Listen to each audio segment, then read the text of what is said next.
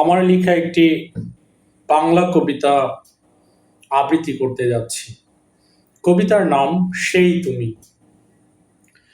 প্রেমে পড়িনি, বলবো না মিছে জানি।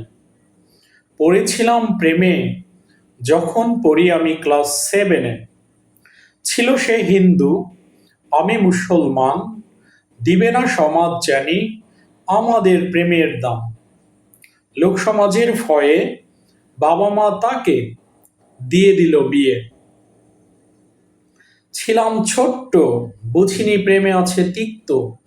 কচি মন আমার ভেঙে হলো চূর্ণ। সেই থেকে মন তার দরজা করে দিল বন্ধ।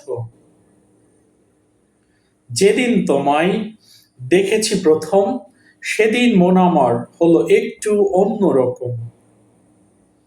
বিস্মিত হয়েছিলাম আমি এই ভেবে, আমার সেই তুমি এলে আবার কোথা থেকে ফিরে।